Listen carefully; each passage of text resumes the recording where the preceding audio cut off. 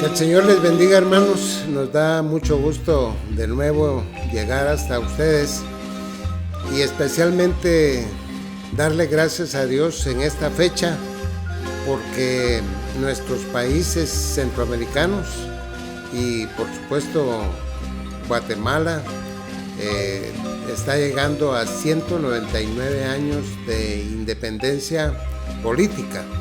Como ustedes saben, estos países de América estuvieron bajo el dominio de España por algún tiempo, muchos años, y damos gracias a Dios porque como cristianos estamos conscientes de que tenemos dos ciudadanías: la ciudadanía terrenal en el país donde hayamos nacido y al cual debemos amar y respetar, y también tenemos nuestra ciudadanía celestial, que por supuesto para nosotros es la ciudadanía prioritaria, es la ciudadanía eterna, y queremos darle gracias a Dios porque para nosotros en nuestro país la independencia fue el comienzo de una serie de movimientos que fueron ocurriendo a través de los años y que nos trajeron la libertad de culto que tenemos nosotros en este país. Y por eso debemos darle gracias al Señor. Es muy importante decirles, hermanos, que también queremos en este momento, aparte de darle gracias al Señor por esa libertad de culto, queremos orar también un momento por nuestros países y especialmente por este país donde el Señor nos ha permitido nacer. Quiero que oremos al Señor un momento. Nuestro Padre Celestial, gracias te damos porque tenemos la libertad de adorarte, de bendecir tu nombre y de proclamar tu palabra. Y Señor, gracias porque tenemos también un país en donde tú nos permitiste nacer, vivir, y al cual amamos, respetamos y queremos engrandecer como miembros de estos países en donde tú nos has dado el privilegio de estar.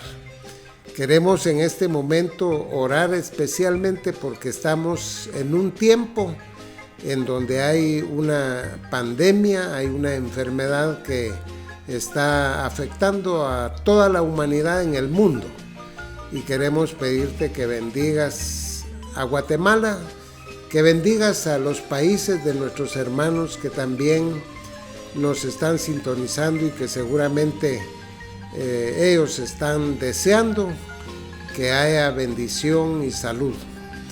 Queremos pedirte que bendiga la economía de todos estos países que ha sido afectada por esta pandemia, y Señor, sabemos que pueden venir tiempos difíciles en lo económico, pero queremos confiar en que tú vas a guardar la vida de cada uno de nosotros, y como dice tu palabra, joven fui y he envejecido y no he visto justo desamparado ni su simiente que mendigue pan.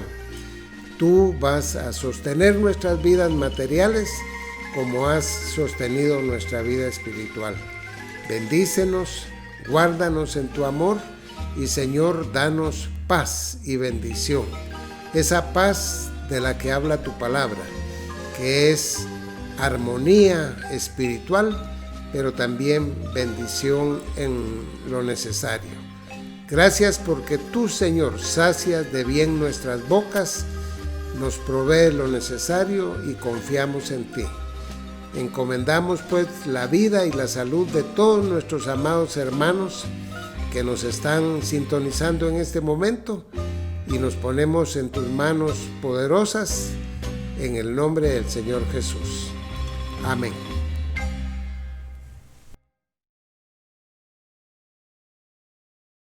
Hermanos, quiero invitarlos a abrir su Biblia en el Evangelio según San Mateo, en el capítulo 13. En esta oportunidad yo le he intitulado a nuestra meditación Las parábolas del reino en misterio. Y como ya hemos comentado en nuestro estudio anterior, la razón de la enseñanza de Cristo en estas parábolas fue motivada por el rechazo de los judíos a que Él reinara sobre ellos. Él venía a establecer el reino mesiánico y les presentó sus credenciales como Mesías en sus enseñanzas basadas en la ley mosaica y en sus milagros. Pero la reacción de ellos, y especialmente de los líderes del pueblo de Israel, fue blasfemar contra el Espíritu Santo. A raíz de eso comenzó el Señor Jesús a enseñar el reino de los cielos en misterio. En realidad, el reino mesiánico, que era lo que él traía, fue pospuesto y el reino tomaría una forma misteriosa, que es lo que estamos estudiando. Esa forma del reino se describe en las 7 parábolas de Mateo capítulo 13. Antes de continuar con la exposición que ya la habíamos comenzado, veamos la razón que Cristo tenía para el uso de esta forma de enseñanza. En Mateo 13, versículos 10 y 11, se lee: Entonces, acercándose los discípulos, le dijeron: ¿Por qué les hablas por parábolas? Él respondiendo les dijo: Porque a vosotros os es dado saber los misterios del reino de los cielos, mas a ellos no les es dado.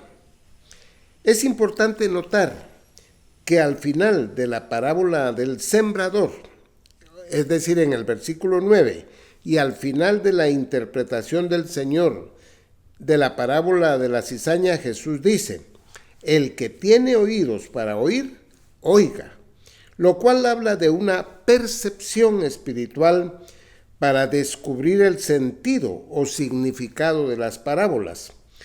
Una frase similar se repite al final de las 7 cartas a las 7 iglesias de Apocalipsis 2 y 3. Aquí se habla de 2 clases de personas, unas que tenían esa percepción y otras a las que no le era dado entender. Los discípulos, como no se oponían a Cristo, querían entender, y cuando no entendían, humildemente preguntaban, como se ve en el pasaje. En el versículo 36, ellos le dijeron a Jesús: explícanos. Esa palabra es muy importante, es la palabra diasafeo en griego. Y lo que están diciendo ellos: muéstranos claramente, explícanos, ponnos en claro, refiérenos. Eso es lo que significa la palabra. Y ellos querían en ese caso que les explicara la parábola de la cizaña del campo. Los discípulos no entendían, pero preguntaron. En cambio, los fariseos, aunque no entendían tampoco, ellos no preguntaban nada. ¿Cómo iban ellos, que eran doctores de la ley, a preguntarle a uno que según ellos no tenía estudios? Jesús, ante esas actitudes, enseña que cuando una persona busca sinceramente a Dios, recibirá luz y gradualmente tendrá más luz, más entendimiento. Y el que rechaza la luz cada vez estará en más oscuridad. Por eso el versículo 12 dice: porque a cualquiera que tiene se le dará y tendrá más. Pero al que no tiene, aún lo que tiene le será quitado. Él está diciendo eso en relación al entendimiento de la palabra de Dios. Jesús dice que los opositores tienen una ceguera y sordera voluntaria. En el versículo 13 dice: por eso les hablo por parábolas, porque viendo no ven y oyendo no oyen. Pero esa ceguera y sordera es voluntaria. Habían visto los milagros de Cristo, habían oído sus enseñanzas claras como la que da en el Sermón del Monte, pero ellos tenían prejuicios e intereses personales que no les dejaban aceptar su error y buscar la verdad. Debido a lo anterior, también el Señor les da un justo castigo a su rebeldía, dejándolos en su ignorancia, ya que ellos están resueltos a no creer. El versículo 13 dice que viendo no ven y oyendo no oyen, y que en eso se cumple lo que Isaías profetizó acerca de estos rebeldes.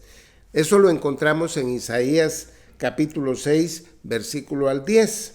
Isaías dijo que ellos oirían, pero no percibirían, según el versículo 14, que su corazón estaría tan grueso que no permitiría ingresar el mensaje de salvación. Aquí el corazón es sinónimo de la inteligencia del hombre. Ellos cerrarían los ojos para no ver y como consecuencia no podrían ser curados de la enfermedad espiritual, es decir, del pecado. Eso lo menciona el versículo 15. Entonces, esta gente era insensible al mensaje de Dios. En los versículos 16 y 17, Jesús dice que los seguidores de Él son bienaventurados, porque han sido llamados eficazmente, y por eso Dios en su gracia les hace entender estas parábolas. Y les agrega que muchos profetas y hombres justos del Antiguo Testamento desearon ver y oír estas cosas y no tuvieron ese privilegio, pero los apóstoles y los seguidores de Cristo sí tenían ese privilegio. Ya habíamos visto en parte la parábola del sembrador, y en ese primer terreno de los 4 terrenos que menciona el Señor Jesús, señalamos que las aves que se comen las semillas representan a Satanás. Eso ya lo habíamos estudiado, según el versículo 4 y el versículo 19. No olvidemos que en esta parábola la semilla es la palabra de Dios, que se siembra en el corazón, o sea, en el fuero interno de los seres humanos, en el centro de su personalidad, en su inteligencia. Sin embargo, hay gente que oye por rutina, pero no meditan en la palabra. A la Biblia, hermanos, hay que sacarle provecho espiritual, entenderla, obedecerla, ponerla en práctica. Pero en este terreno que hemos ya estudiado, eso no germinó, la palabra no germinó. En el versículo 20 nos presenta el segundo terreno, donde la semilla cayó entre pedregales. Jesús dice que este es el que oye la palabra y al momento la recibe con gozo. En el versículo 21 dice, pero no tiene raíz en sí, sino que es de corta duración, pues al venir la aflicción o la persecución por causa de la palabra, luego tropieza. A diferencia del primer terreno, esta persona recibe la palabra al momento, o sea, rápido y con gozo. Hay una profesión de fe en Cristo, pero es superficial. En este caso, la palabra recibir en griego es la palabra lambano, que es diferente a la que se usa para recibir con firmeza. Cuando la recepción de la palabra de Dios se hace con firmeza, la palabra griega que se usa es paradejomai, que se traduce acoger o darle la bienvenida al mensaje en el corazón. En el caso del terreno donde la semilla cayó entre pedregales, Jesús dice que recibe la palabra, pero no tiene raíz en sí, sino que es de corta duración. En griego esta palabra corta duración es proskairos, que significa temporal, pasajero, momentáneo. Hermanos, hay profesiones de fe que son así, superficiales, no son auténticas. Cuando esto alguien recibe así, es una decisión emocional. y esa profesión de fe parece muy fervorosa.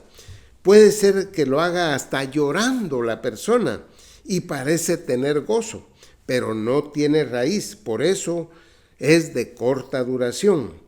Pero cuando viene la aflicción o si sufre persecución esta persona por ser cristiano, no soporta y luego tropieza. Esta última palabra, tropezar, en griego es la palabra escandalixo y significa que se ofende la persona, desconfía, le es ocasión de caer. Es decir, hizo una decisión, pero ahora está en desconfianza de si lo que hizo fue bien o no. El tercer terreno es donde la semilla fue sembrada entre espinos. Esta persona presenta dos problemas que pueden afectarla. Por un lado, la pobreza o la escasez económica. Cuando la Biblia dice el afán de este mundo, está hablando de pobreza, de mucho trabajo para sobrevivir. Y por otro lado, también el tener riquezas es problema, tener riquezas de este mundo. Según el versículo 22, esta persona oye la palabra, pero el afán de este siglo o los problemas de la vida física ahogan la palabra. ¿Cuántas personas hay que dicen no tener tiempo para Dios y para las cosas de Dios? Porque tienen que trabajar mucho y sufragar sus gastos, y por ello descuidan lo espiritual.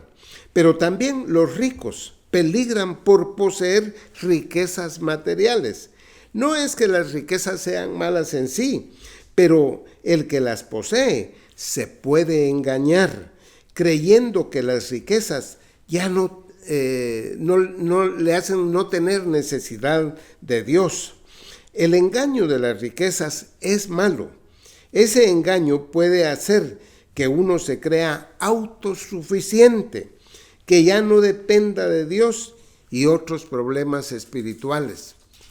Y fíjense que no son malas las riquezas, sino el engaño que producen en la persona que las posee. Y todo esto ahoga la palabra. Y el cuarto terreno, que representa a la persona que entiende la palabra, que acoge el mensaje, lo toma en serio y se da cuenta que en esa palabra en realidad se revela la voluntad de Dios y quiere la persona obedecer al Señor. Obviamente esto ocurre porque esa convicción la da la gracia del Señor y la iluminación del Espíritu Santo. Una nota importante es darnos cuenta de la forma en que termina la parábola en el versículo 9. El que tiene oídos para oír, oiga. Aparte de lo que significa tener entendimiento espiritual, debemos ver que es la frase que se repite en el versículo 43, al final de la interpretación de la parábola de la cizaña. Pero también es la forma en que terminan las 7 cartas a las 7 iglesias de Apocalipsis. Les puedo recordar los pasajes, el capítulo 2, versículos 7, 11, 17, 29 y en el capítulo 3, 6, 13 y 22 se repite lo mismo. Solo que en ese caso dice, el que tiene oído, oiga lo que el Espíritu dice a las iglesias, lo que el Espíritu Santo le dice a las iglesias. Y esto es importante porque los dos pasajes, Mateo 13 y Apocalipsis 2 y 3, son mensajes que tienen muchos puntos de contacto. El segundo misterio, ya hemos estudiado el sembrador, que es el primer misterio. El segundo misterio es la parábola del trigo y la cizaña. La verdadera siembra, es decir, lo que vimos en la primera parábola, es imitada por una siembra falsa. Pero no se siembra palabra como en el caso de la parábola del sembrador, sino que se siembra personas malas. Note esa diferencia, hermanos. Y esas personas malas se siembran entre el fruto de la palabra de Dios, es decir, entre los hijos del reino. porque la palabra de Dios produce hijos del reino de Dios. Pero aquí lo que se va a sembrar son personas. Satanás va a sembrar personas. En el reino de los cielos, en misterio, Jesús predijo que se iba a mezclar la verdad y el error. Los verdaderos creyentes se iban a mezclar con falsos. Gente aparentemente religiosa se iba a mezclar con los creyentes. Y los malos, que son la cizaña, enseñarían también doctrinas falsas mezcladas con la verdad de la Biblia. Una observación muy importante que no debemos pasar por alto es que en la parábola del sembrador, la semilla que se siembra es la palabra de Dios. Ya lo expliqué, pero lo enfatizo. En la parábola de la cizaña aparece otro sembrador, que es Satanás. Y él no siembra palabras, sino siembra personas, es decir, seres humanos. Él lo que hace es infiltrar gente falsa entre los verdaderos cristianos. El versículo 25 dice que mientras dormían los hombres, vino un enemigo, y por supuesto es Satanás, y sembró cizaña entre el trigo y se fue. Se ve que la acción de este enemigo, que es Satanás, es una acción criminal. Por eso lo hace de noche, espera que caiga la noche cuando todos estén durmiendo para actuar. Él siembra cizaña. La cizaña es una planta que en su primera fase de crecimiento se parece mucho al trigo y a la cebada. Sus semillas son venenosas. Es importante que sepamos eso. Son venenosas para el hombre y al ingerirlos producen náusea, convulsiones y hasta la muerte. Los agricultores acostumbraban limpiar el trigo de la cizaña hasta que se aproximaba la cosecha. El punto de contacto de esta parábola con las 7 iglesias de Apocalipsis se ve en la iglesia de Esmirna, la segunda iglesia, que es la iglesia perseguida y a la que el diablo metió en grandes tribulaciones. Es decir, que el enemigo se manifestó en una acción delictiva contra la iglesia del Señor. Vean eso en Apocalipsis 2, versículo 10. Es interesante notar que el diablo solo siembra la cizaña y se va. Así dice el texto. Él no tiene que quedarse a cuidar lo que sembró, porque la maldad, hermanos, no necesita los cuidados de un agricultor. Esa crece, la maldad crece y se multiplica fácilmente. El trigo y la cebada sí necesitan cuidados. Vivir una vida de santidad y haciendo la voluntad de Dios sí necesitan cultivo, disciplina y dedicación. Pero la maldad crece sin ningún cuidado. La cizaña se parece al trigo, pero no son iguales. La gente que todavía no conoce a Dios se confunde al ver la cizaña, porque los que son cizaña profesan ser cristianos y son en lo exterior semejantes a los verdaderos hijos de Dios. Ellos pertenecen a alguna religión cristiana, hablan de Dios, hacen oraciones, tienen ritos cristianos y pueden tener todo el aparato religioso. Sin embargo, solo a los ángeles les dará el Señor hacer la separación de ellos al final de la edad o época del reino en misterio. A veces los inconversos se quejan de la cizaña diciendo que no reciben a Cristo por su mal testimonio, es decir, el mal testimonio de la cizaña. Pero, ¿qué se puede esperar de la cizaña? Ya que no tienen la vida de Dios, sino solo apariencia de piedad. La cizaña no es una descripción de los incrédulos del mundo. No está hablando de ateos, porque un ateo definitivamente no quiere ver ni saber de religión. La cizaña habla de los que profesan pertenecer al reino de Dios y parecen cristianos, pero son incrédulos con una religión que no es verdadera.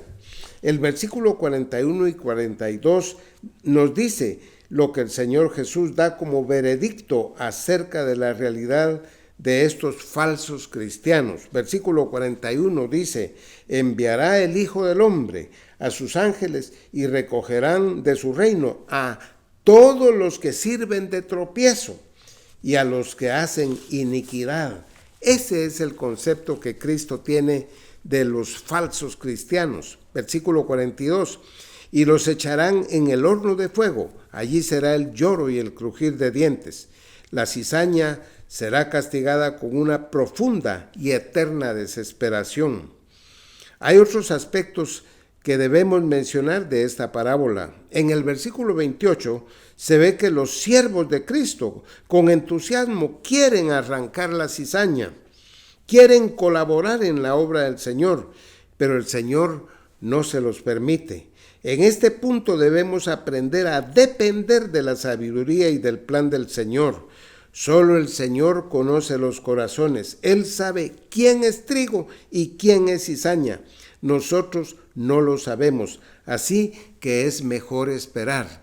No pretendamos sacar de las iglesias a las personas que no se comportan como debe ser, porque solo el Señor sabe quién es trigo y quién es cizaña. En el versículo 30, el Señor dice que la separación se hará al final de la siega. Que en el versículo 40, a la siega se le llama el fin del siglo, o sea, el fin del reino de los cielos en misterio.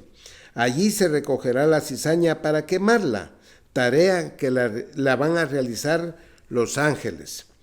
Diferente es el fin del trigo, o sea, la gente que ha sido salvada de la condenación, ya que ellos son el trigo que es puesto en el granero del Señor.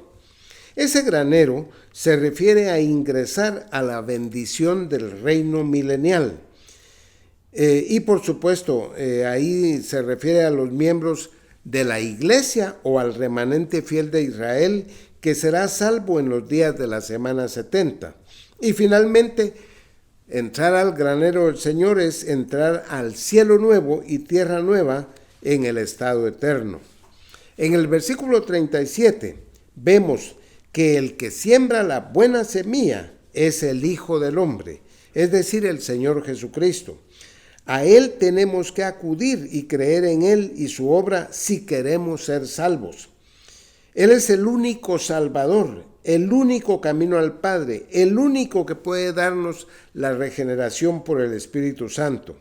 La cizaña, con toda su religiosidad, no ve esta gran verdad. El versículo 38 dice que el campo es el mundo. Fíjense, todo esto lo explicó el Señor Jesús. El reino en misterio se desarrolla en todo el mundo. Ya no se limita solo a Israel, como se ve en Mateo 10, versículos 5 y 6, donde la misión de los 12 es a las ovejas perdidas de la casa de Israel en Mateo 10. Pero ya en Mateo capítulo 28, la gran comisión es a todo el mundo y a todas las naciones. Pero notemos que el trigo y la cizaña se desarrollan también en todo el mundo. La parábola concluye con el destino de los creyentes auténticos, es decir, el trigo. Versículo 43. Entonces, los justos, o sea, los justificados por la fe en Cristo, resplandecerán como el sol en el reino de su Padre, en el milenio y en la eternidad. Y repite el punto de contacto con las 7 cartas a las 7 iglesias. El que tiene oídos para oír, oiga. Que en las cartas a las iglesias es el que tiene oído, oiga lo que el Espíritu dice a las iglesias. El tercer misterio, hermanos, es la parábola del grano de mostaza. Ese aparece en Mateo 13, 31 y 32. En ella, como en las demás parábolas, debemos ver que hay elementos que se mencionaron en la interpretación que el Señor dio de las 2 primeras parábolas. El hombre que sembró la semilla de mostaza es el Señor. Y aunque lo que él sembró fue bueno, La tendencia de los hombres es arruinar lo sembrado.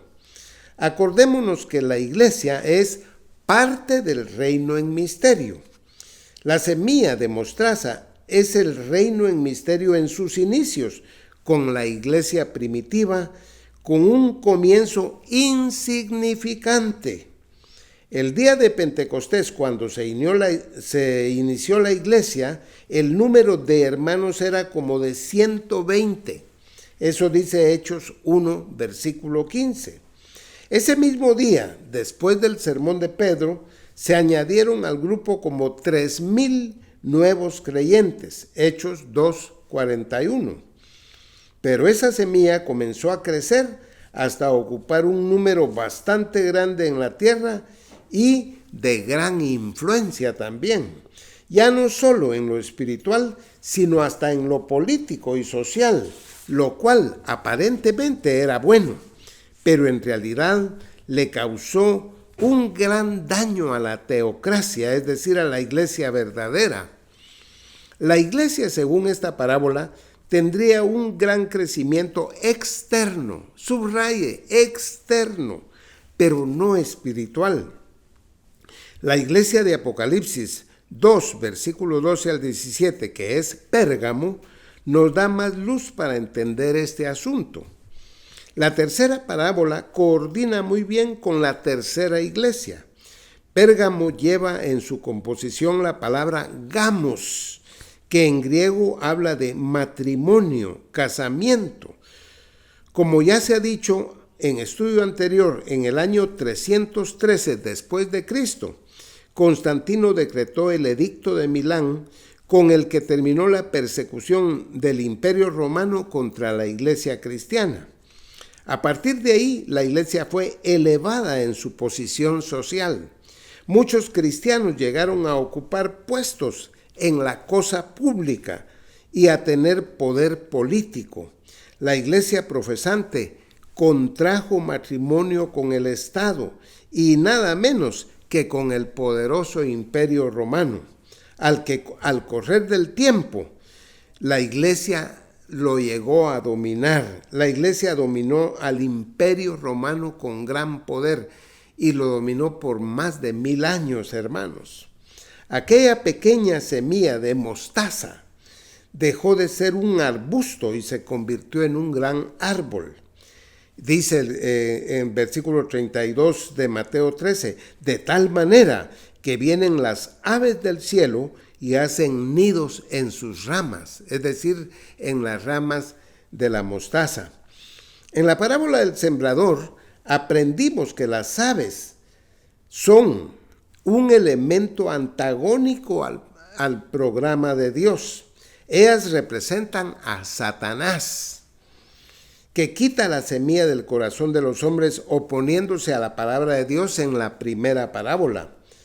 Aquel ataque al programa de Dios era por fuera, pero aquí en la parábola de la mostaza, cuando crece el número de los que profesan creer en Cristo, su oposición va a ser por dentro. Subraye eso, hermano. Por eso las aves ya no se comen la semilla, como fue al principio, sino que las aves se trasladan a vivir en las ramas del árbol. Satán ya no persigue a la iglesia, sino se interna en ella. Estamos hablando de la iglesia organizada, externa. No estamos hablando del verdadero cuerpo de Cristo. Y ya viviendo en sus ramas, es decir, con las personas que llegan a tener puestos directivos en las iglesias locales y en la organización eclesiástica, entonces ellos ya forman parte y estamos viendo que el reino en misterio, que incluye lo bueno y lo malo, ahora tiene a las aves adentro de la estructura de la organización llamada cristiana. Y ya ahí dan su opinión. Realmente es Satán usándolos a ellos para dar su opinión de lo que debe ser el propósito de la iglesia según ellos. Y lo que ocurre es que pervierten el propósito de Dios para la iglesia. Todo esto influenciado por Satanás, que está representado por las aves que hacen su nido en la mostaza ya crecida. ¿Cuál es el propósito de la iglesia según Cristo, expresado claramente en la Biblia? La respuesta, hermanos, es la gran comisión. Hechos 1, versículo 8, dice Jesús: me seréis testigos en Jerusalén, Judea, Samaria y hasta lo último de la tierra. Para eso existe la iglesia. Mateo 28, 19 y 20, id por todo el mundo y predicad el evangelio, haced discípulos en todas las naciones, bautizándolos y enseñándolos a que guarden todas las cosas que yo os he mandado. La iglesia tiene que evangelizar y enseñar la Biblia. Ese es el propósito de la iglesia. Pero Satán dice que hay cosas más importantes que la iglesia debe hacer. Por ejemplo, involucrarse en la política del mundo, dejar de predicar la salvación eterna de la condenación y hablar de cómo tener prosperidad material en este mundo. Ganar al mundo para Cristo, no con la palabra escrita y con la obra del Espíritu Santo, sino predicando un mensaje humanista que sea agradable a los pecadores, acompañado con música al gusto de la gente y al ritmo de la moda mundana. Y hermanos, esto lo digo solo para mencionar algunas de las sutilezas que se han dado y que seguirán apareciendo. Pero lo que se está pervirtiendo es el propósito de la iglesia. Y por supuesto, todo esto da un crecimiento exterior, pero no da edificación espiritual, no da bases para vivir la vida que agrada a Dios, no exhorta a un cambio de vida para hacer la voluntad de Dios, sino que produce gente raquítica espiritualmente y en muchos casos totalmente alejada de lo que es la verdadera piedad. Pero esa es la realidad profetizada por el Señor y es una advertencia para todos. El que tenga oídos para oír, oiga, dice el Señor. El cuarto misterio es la parábola de la levadura, que va a tener su punto de contacto con la iglesia de Tiatira, que aparece en Apocalipsis 2, 18 al 29. Esta parábola enseña que al pasar el tiempo en el desarrollo del reino en misterio, se produciría una corrupción de la sana doctrina revelada en la palabra escrita de Dios, es decir, en la Biblia. Mucha gente se confundiría porque algunos añadirían cosas a la doctrina cristiana. Hermanos, los apóstoles enseñaban solo la autoridad final de las Sagradas Escrituras. Segunda Timoteo 3:16, Pablo dice a Timoteo que toda la Escritura es inspirada y útil para enseñar, para redarguir, para corregir, a fin de que el hombre de Dios sea enteramente preparado para toda buena obra, para la obra del Señor. Y segunda Pedro 1:21, 19 al 21, Pedro dice, tenemos también la palabra profética más segura, a la cual hacéis bien en estar atentos. Y hermanos, la Biblia es la autoridad final para los apóstoles del Señor. Pero hoy la gente está hablando muchas cosas que no son de la Biblia. Y por supuesto, cuando uno piensa en lo que los apóstoles enseñaron, ellos enseñaron que si alguien busca la verdad debe hallarla solo en la Biblia. Darle autoridad a otras cosas es añadir levadura, corrompiendo la sana doctrina. La Biblia es la única autoridad. No son las experiencias humanas, ni la filosofía humana, ni la opinión humana, ni nada. Solo la palabra de Dios en el terreno de la fe. Es muy importante. El versículo 33 dice, otra parábola les dijo, el reino de los cielos es semejante a la levadura que tomó una mujer y escondió en 3 medidas de harina hasta que todo fue leudado. Comencemos afirmando con la Biblia que la levadura se usa en las Escrituras con un sentido malo y que representa, cuando se usa en sentido figurado, un principio de corrupción que obra sutilmente. Es corrupción. Les digo esto porque algunos teólogos dicen que la levadura representa al evangelio que tiene que llegar a todo el mundo y que tiene que permear a todo el mundo, y esas son doctrinas equivocadas. Pero cuando nosotros vemos la Biblia y su contexto total, nos damos cuenta que la levadura es un principio de corrupción. Pablo nos enseña este sentido malo de la levadura en 1 Corintios capítulo 5, versículos 6 al 8. Se los leo. Versículo 6 dice: no es buena vuestra jactancia, ¿no sabéis que un poco de levadura leuda toda la masa? Versículo 7, limpiaos pues de la vieja levadura, para que seáis nueva masa, sin levadura como sois.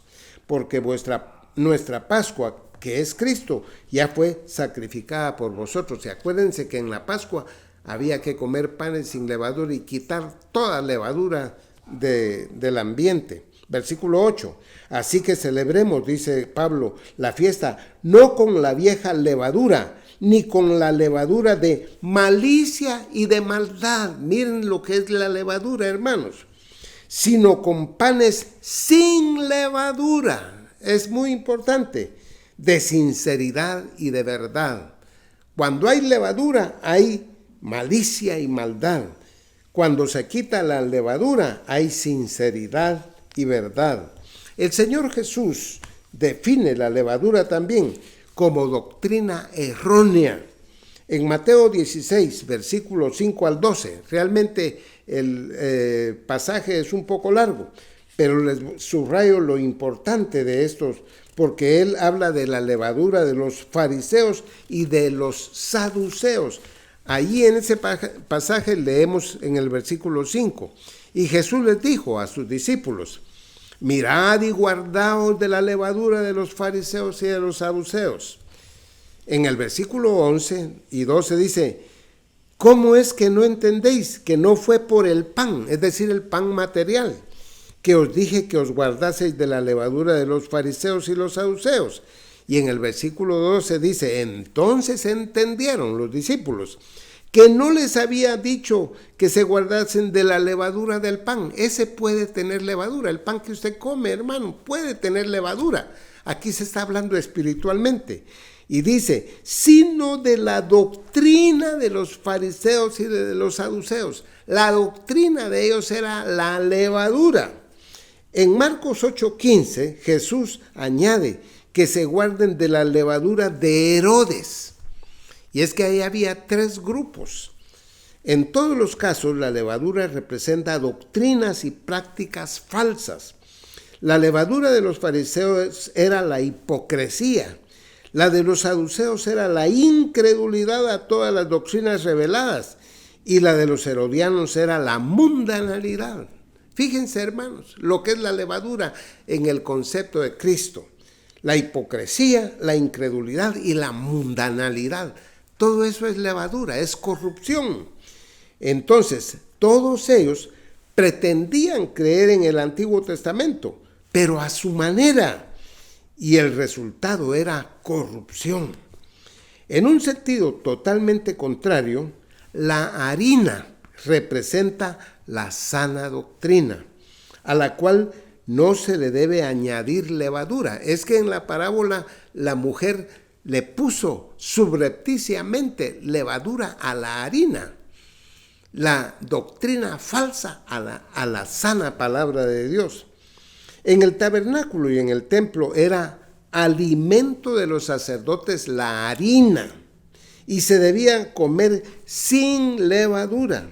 Les leo Levítico capítulo 6 en versículo 15. Y tomará de ella un puñado de flor de harina de la ofrenda y de su aceite y de todo el incienso que está sobre la ofrenda, y lo hará arder sobre el altar por memorial en olor grato a Jehová. Y el sobrante de ella lo comerán Aarón y sus hijos, es decir, los sacerdotes. Sin levadura se comerá en el lugar santo. En el atrio del tabernáculo de reunión lo comerán. No se cocerá con levadura. La he dado a ellos por su porción de mis ofrendas encendidas. Es cosa santísima, como el sacrificio por el pecado y como el sacrificio por la culpa. Es cosa santísima. No se le debe mezclar levadura. La palabra de Dios también, hermanos, es cosa santísima y no se le debe añadir nada. Ella es perfecta y pura y eso es lo que debemos comer espiritualmente. La harina representa a la doctrina sana y es lo que deben comer los cristianos, que son el real sacerdocio del Señor, es decir, deben comer la palabra de Dios pura, sin mezclas de ideas humanas. Al leer Mateo 13:33 vemos que una mujer es la que escondió la levadura entre la harina, es decir, que subrepticiamente puso la levadura en la harina. Aunque la mujer, hermanos, hago esta aclaración, puede ser usada por el Señor para bendición en su obra. En este texto que estamos estudiando, habla de la introducción de un falso sistema religioso. Hablar de la mujer tendría que ser un tema en toda la Biblia, no solo en un versículo. Aquí podemos ver el contacto que esta cuarta parábola, la de la levadura, tiene con la cuarta iglesia de Apocalipsis, en Apocalipsis 2:20. Vemos que a Tiatira el Señor le señala el gran error doctrinal y práctico que ha cometido y sigue cometiendo Tiatira. Apocalipsis 2:20 dice: pero tengo unas pocas cosas contra ti, que toleras que esa mujer Jezabel, que se dice profetiza, enseñe y seduzca a mis siervos a fornicar y a comer cosas sacrificadas a los ídolos. Vean la coincidencia de la parábola de la levadura y de la cuarta iglesia. Noten que es una mujer y dice que se dice profetiza, dice el Señor. Jesús rechaza esto que dice esa mujer, esa pretensión. Además, está enseñando doctrina falsa, profecías falsas, metiendo levadura sutilmente entre la harina y seduce a la gente llamada cristiana a fornicar espiritualmente, lo cual es idolatría. Aquí esa mujer es llamada Jezabel, que recuerda a la esposa de Acab, que introdujo el panteón, o sea, todos los dioses de su pueblo. Es importante, la palabra panteón, pan quiere decir todo y teón quiere decir dioses. Y lo que hizo Jezabel fue introducir el panteón a la nación de Israel. Esto llevaría a los profesantes del cristianismo aquí en la iglesia de Tiatira a involucrarse en lo que dice el Apocalipsis 2:24, en las profundidades de Satanás. Qué terrible situación esta. Hay que aclarar, hermanos, que la mujer es usada aquí no solo como un símbolo, más bien dicho, como un símbolo negativo, y en otros casos, como en Apocalipsis 17, es una mujer la que representa a la religión falsa. Eso lo tenemos que estudiar también. La mujer de Apocalipsis 17, que es la gran ramera. Pero también la mujer puede ser usada como símbolo de lo bueno. Les aclaro esto porque es importante hacerlo en esta misma oportunidad. En Apocalipsis 19:7, la iglesia es representada por una mujer, que es la esposa del Cordero. Entonces, tenemos que dejar bien claro eso porque a veces se piensa que la Biblia va contra la mujer y eso no es así. La Biblia puede usar a la mujer como símbolo de lo malo, como estos dos casos, y también como símbolo de lo bueno. En el caso de la iglesia, es una virgen pura que contrasta con las mujeres que representan la falsedad. Hasta aquí, los misterios, hermanos, han sido con elementos negativos en gran parte, es decir, las 4 primeras parábolas. Pero al llegar a la 5ª y 6ª parábola, entonces vamos a encontrar mejores cosas. No olvidemos que el reino en misterio muestra que en este tiempo será así, una mezcla de bueno y malo. El 5.º misterio es el tesoro escondido, es decir, el pueblo de Israel. El propósito de esta parábola es mostrarnos la relación del pueblo de Israel con el presente siglo. Como ya hemos estudiado en el programa de las 70 semanas de Daniel 9:27, Israel, el pueblo, fue puesto a un lado por rechazar a Cristo, pero volverá a ocupar ese sitio importante que tiene para Dios después del rapto de la iglesia y completará su historia en la semana 70. Ya lo hemos estudiado. Luego vendrá el reino mesiánico que les fue prometido a Abraham, Isaac, a David. Ellos son los que recibieron esa promesa. Esa parábola del tesoro escondido nos enseña que Israel no ha sido olvidado por Dios. Mateo 13:44 dice así: además el reino de los cielos es semejante a un tesoro escondido en un campo, el cual un hombre halla y lo esconde de nuevo. Subraye esa frase, y lo esconde de nuevo, hermano. Y gozoso por ello, va y vende todo lo que tiene y compra aquel campo. Y le decía que subrayara esa expresión, y lo esconde de nuevo, porque esta parábola y la que sigue, o sea, la parábola de la perla, se parecen mucho. Y hay algunas diferencias, pero esa frase es la que hace la diferencia entre las dos parábolas. Son casi iguales. El hombre que halla el tesoro es el Señor Jesucristo. Y también el que compra el campo, y al comprar el campo se hace dueño del tesoro. El tesoro representa al pueblo de Israel. Éxodo 19:5 lo identifica. Dice así: ahora pues, si diereis oído a mi voz y guardareis mi pacto, vosotros seréis mi especial tesoro, le dice el Señor al pueblo de Israel. Seréis mi especial tesoro sobre todos los pueblos, porque mía es toda la tierra.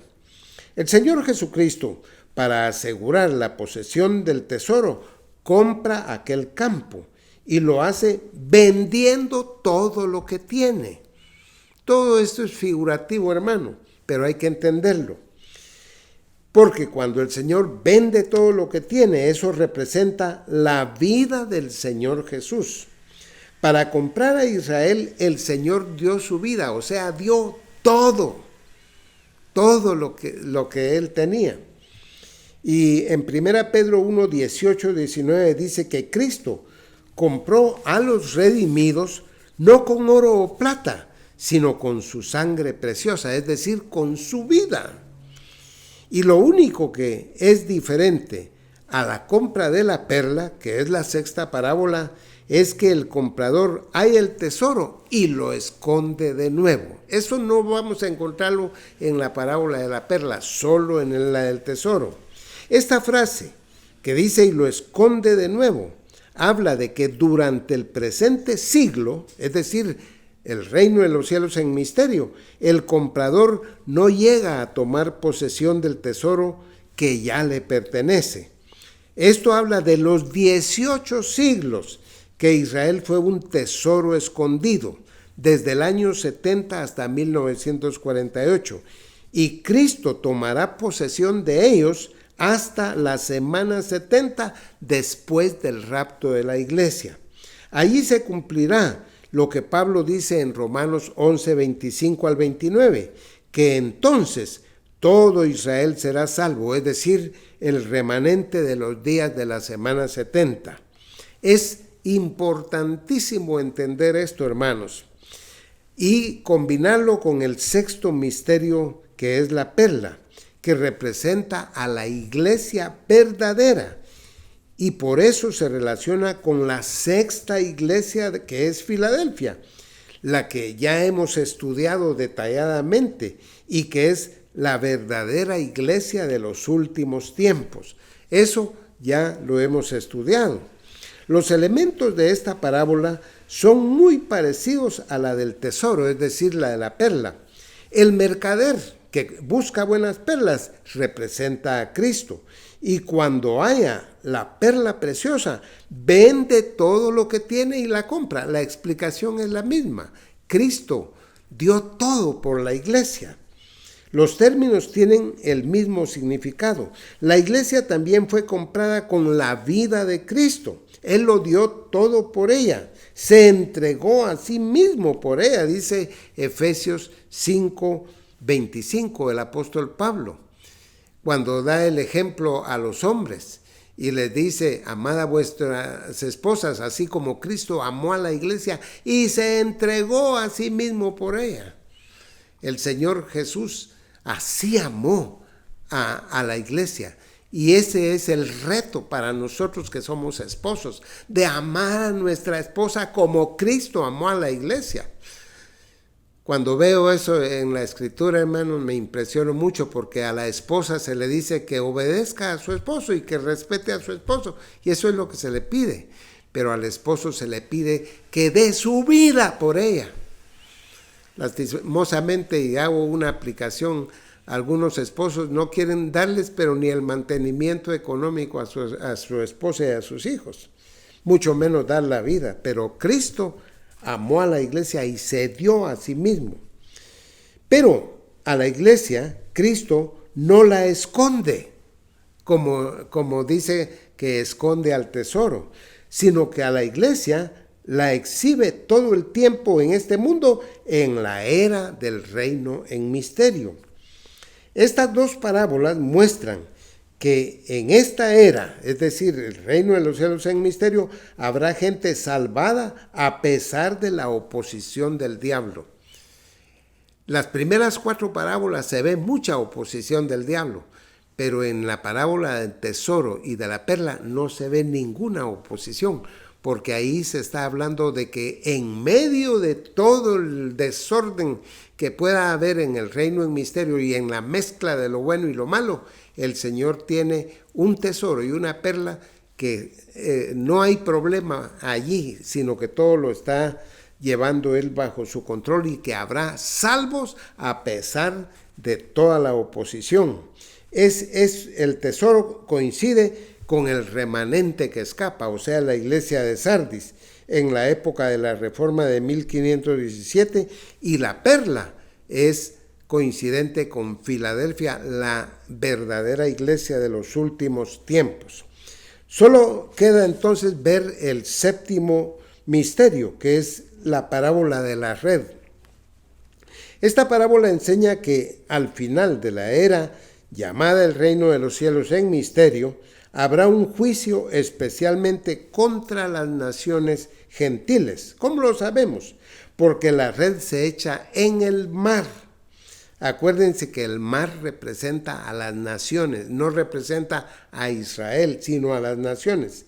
La red recoge toda clase de peces, unos aptos para la venta y otros que no sirven. Y los ángeles de nuevo separan lo bueno de lo malo, o sea, a los malos de entre los justos. Versículo 49. Los perdidos serán excluidos del reino mesiánico que se establecerá. Recordemos que los redimidos de todas las eras, desde Adán hasta el fin de la semana 70, entrarán al milenio teniendo parte en la primera resurrección. En Apocalipsis 26 dice: bienaventurado y santo el que tiene parte en la primera resurrección. En la primera resurrección, hermanos, va a resucitar desde Adán hasta el último salvo de las semanas 70 de Daniel, es decir, en todo ese periodo de la historia. Ahí van a resucitar los de antes del diluvio, los de la época de la ley, la iglesia y los salvos de la semana 70. porque todos los salvos van a participar del milenio. Los incrédulos van a resucitar después del milenio y para condenación. Podemos concluir entonces este tema diciendo que el reino en misterio, que ya lleva 20 siglos, allí Cristo profetizó que se sembraría la palabra, que esta siembra sería imitada por una siembra falsa, que habría doctrinas falsas y un crecimiento externo, sin crecimiento espiritual. La razón sería un abandono de la Biblia y de la iluminación del Espíritu Santo. En la iglesia habría gente verdadera y gente falsa. Cuando vemos las 7 cartas a las 7 iglesias de Apocalipsis, solo les quiero mencionar algo. Habrá falsos apóstoles. Es interesante que en Apocalipsis 2:2 el Señor felicita a la iglesia de Éfeso y le dice, porque has examinado a los que se dicen ser apóstoles y no lo son, y los has hallado mentirosos. La Biblia habla de que habría falsos apóstoles. Habría nicolaitas, según el capítulo 2, versículo 6, o sea, gente que quiere dominar a los hermanos de las iglesias, que quieren mandar, que no son siervos, sino que son déspotas sobre las iglesias, lo cual a Dios no le agrada, según Apocalipsis 2:6. Habría falsos judíos también, el capítulo 3, versículo 9. Habría profetisas falsas como Jezabel, que ya la mencionamos. Pero también habría gente fiel verdaderamente al Señor. Por ejemplo, en el capítulo 2, versículo 13, dice, en los días de Antipas, mi testigo fiel. Es interesante el nombre de Antipas, porque su nombre quiere decir contra todos. Anti quiere decir contra y pas quiere decir todos. Antipas quiere decir contra todos. Alguien que por ser fiel a Cristo se opone a todos los falsos. No importa cuántos sean, él defiende la sana doctrina, aunque todo el mundo esté en contra de él. Nos recuerda a Lutero, cuando le dijeron, que él lo examinó, le dijo, Lutero, ¿no ves que todos están contra ti? La mayoría está contra ti. Y Lutero contestó, el Señor y yo somos la mayoría. Alguien que se pone firme por la doctrina que viene de la palabra de Dios. Y en el capítulo 3, versículo 4, aparecen personas que no han manchado sus vestiduras. Qué bello, hermano, que en medio de toda la corrupción haya gente dispuesta a no manchar la vestidura espiritual, a mantenerse limpio delante de Dios, a sostener la sana doctrina. Entonces, en medio de todo esto, el Señor tiene un tesoro, que es Israel, descendiente de Abraham, Isaac y Jacob, y una perla, que es la iglesia, y que serán salvados por su gracia y su obra en la cruz. Cuando veo esto, hermanos, pienso que el Señor lo dio todo por nosotros, su vida de valor infinito, como dicen estas parábolas. Y cuando veo esto, pienso que cada uno de nosotros, con toda nuestra sincera gratitud, debemos darlo todo por Él. No demos la mitad ni 3/4, demos toda nuestra vida por Él. Quiero invitarlos a orar. Padre, gracias te damos por tu palabra. Ayúdanos, Señor, con la orientación de todo lo que tú nos dices, a vivir con firmeza nuestra vida espiritual, a ser fieles a ti y a reconocer que tú eres el Rey del universo y que nuestras vidas deben estar sometidas a tu santísima voluntad. Te lo pedimos en el nombre del Señor Jesús. Amén.